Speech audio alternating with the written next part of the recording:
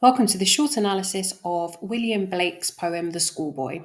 So, it presents the voice of a child who loves nature but feels trapped and joyless when forced to attend school. Um, Blake seemingly is criticising the rigid education systems of the 18th century and warns against this stifling of childhood freedom and creativity.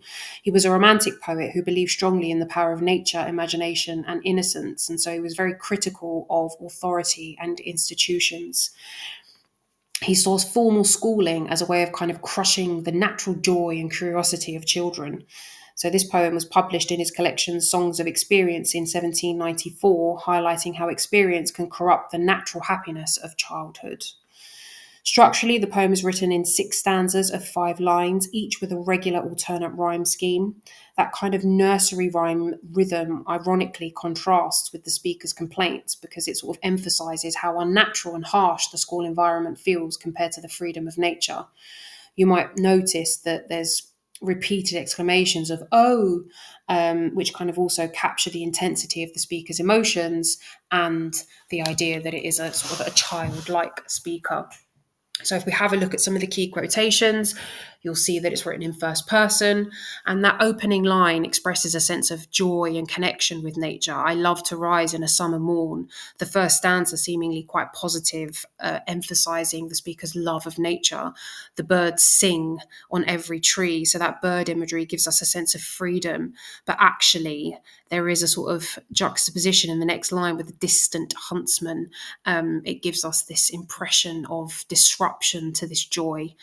The skylark sings with me. There's a personification there. You've got that sort of unity between the speaker and nature. You've also got that lyrical quality there with the sibilants, the repeated S sound. And then we move into the next stanza where there's a complete juxtaposition because he refers to school as "oh, it drives all joy away." So we've got this kind of stark shift in tone from the first stanza. You know, the speaker is unhappy with being at school. The metaphor "cruel eye outworn" refers to possibly the education system, the teacher as being sort of harsh and restrictive. And then you'll notice quite a lot of emotive language, sighing and dismay, drooping, anxious hour, these words emphasizing this feeling of entrapment, unease and exhaustion.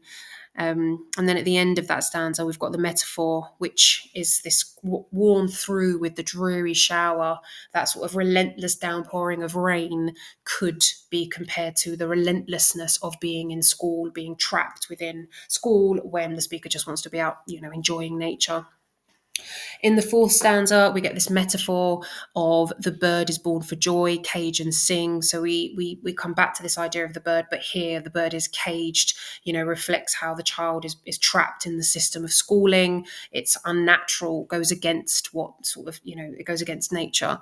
How can a child, when fears annoy, tender wing? You can see actually in this stanza and towards the end in the final stanza, there's repeated rhetorical questions emphasizing how, joy can't thrive in confinement, but also the fact that this poem is meant to be persuasive. He uses rhetoric to emphasize the fact that actually, children shouldn't be kept in school because it stifles their growth and creativity.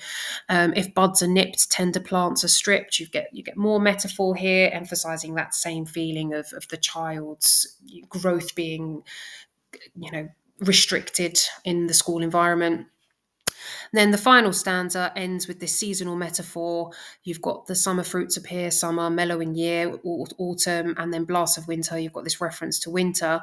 So nature is cyclical. The upbringing of a child depends on growth, and if it's affected, then that child will always be sort of broken. So the poem ends on quite a cold sort of note, emphasizing this idea of loss of innocence and childhood.